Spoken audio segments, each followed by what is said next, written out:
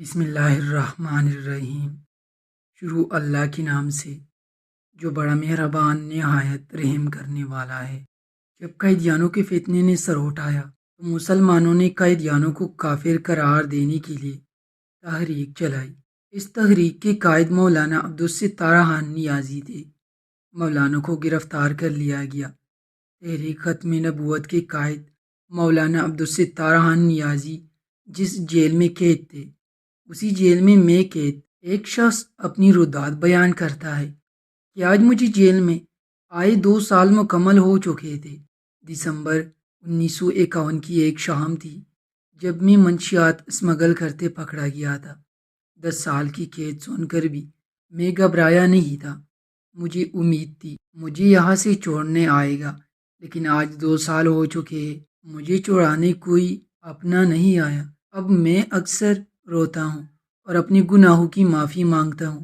نہ جانے کیوں اب اس کا کال کوٹی سے میرا دل گھبرانے سا لگا ہے۔ اب تو جیل سپرنٹنڈنٹ کو بھی مجھ پر ترس آنے لگا ہے، وہ بھی حال احوال پوچھنے آ جاتا ہے۔ 1953 کا یہ ایک روشن دن تھا جب جیل میں ایک نیا قیدی آیا۔ وہ باقی سب سے بہت مختلف تھا۔ اس کا دراز قد، روشن چہرہ اور سرفر امامہ اس کی شخصیت کو متاثر کن بنانے کے لیے کافی تھا۔ اس کے چہرہ کا اطمینان دیکھ کر مجھے بہت حیرت ہوا کرتی تھی۔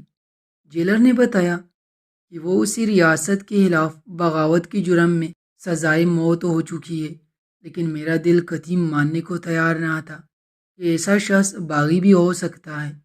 اسے میرے ساتھ والی بند کوٹری میں رکھا گیا تھا۔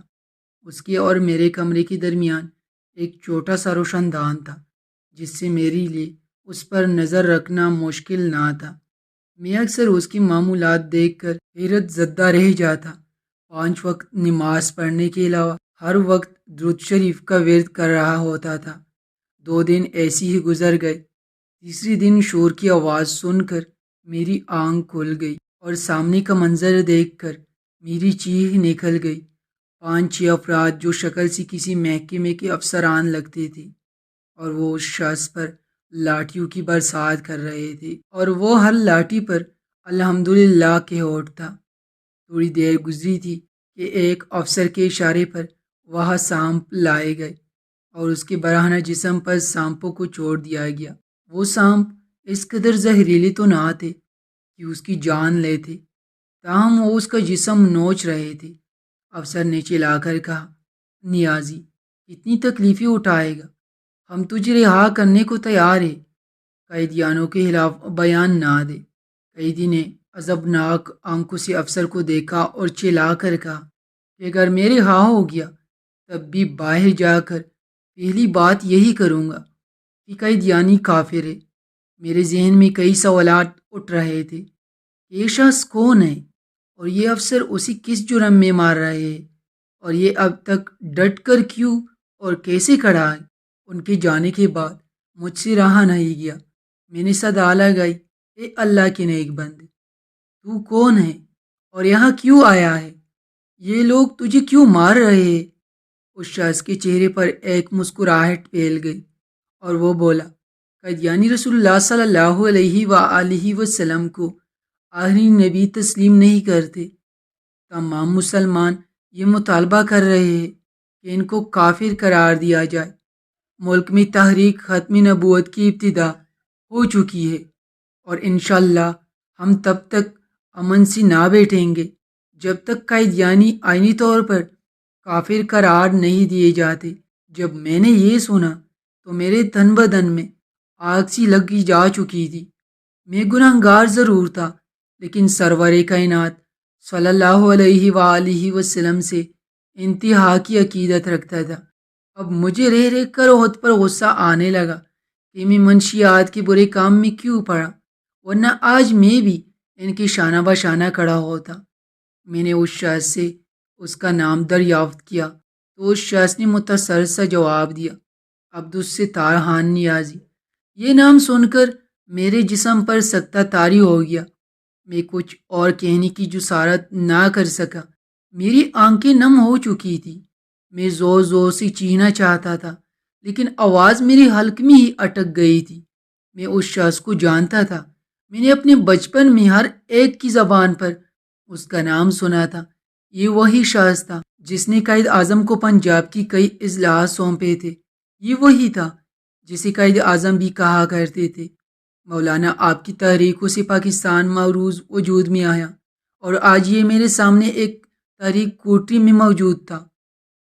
اللہ اور اس کے رسول صلی اللہ علیہ وآلہ وسلم کی محبت اسے کہاں لے آئی تھی، اور پھر بے اختیار میری زبان سے اس کے لیے دعائیں نکلنے لگی۔ اگلے دن وہ ایمان فراموش افسر پھر آٹپ کے، او ظالموں، تمہیں شرم نہیں آتی؟ تم کسے مار رہے ہو؟ کیا تمہیں ناری جہنم نہیں ڈرائی؟ لیکن ان سنگ دلوں پر اثر نہ ہوا، اور مولانا کو آج گھنٹوں برف کے بلاکوں پر لٹایا گیا، اور جب مولانا بے ہوش ہو گئے تو انہیں چھوڑ کر چلے گئے۔ میں رو رو کر مولانا کو آواز لگا رہا تھا۔ جب تشدد بڑھنے لگا تو مولانا پر کھانا پینا بھی بند کر دیا گیا، لیکن مولانا کو نہ پیچھے ہٹنا تھا۔ وقت تیزی سے گزر گیا۔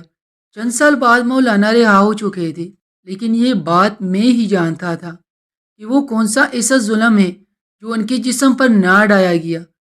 مجھے اب مولانا کی یاد بے قرار رکھتی تھی۔ میں بھی ختم نبوت کی عظیم المرتبت تحریک میں شامل ہونا چاہتا تھا۔ آج 5 جنوری 1961 ہے۔ کل صبح مجھے رہا کر دیا جائے گا، اور میں ابھی سے تصورات کی دنیا میں خود کو مولانا کے شانہ بشانہ تاجدار ختم نبوت صلی اللہ علیہ وآلہ وسلم کی صدا بلند کرتے دیکھ رہا ہوں۔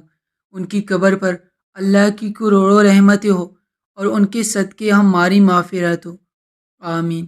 جو اللہ اور اس کے رسول صلی اللہ علیہ وآلہ وسلم اہل علم کی دفاع کے لیے کھڑے ہو جاتے ہیں، ان کی دنیا کی تکلیفیں بالکل نہیں ہوتی۔ ان کا تو مقصد ہی دین کی خاطر اپنی جان کی قربانی دینا ہوتا ہے، اور ایسے لوگوں پر ظلم کرنے والے لوگوں کو اللہ عبرت کا نشانہ بناتا ہے، دنیا میں بھی اور آخرت میں بھی۔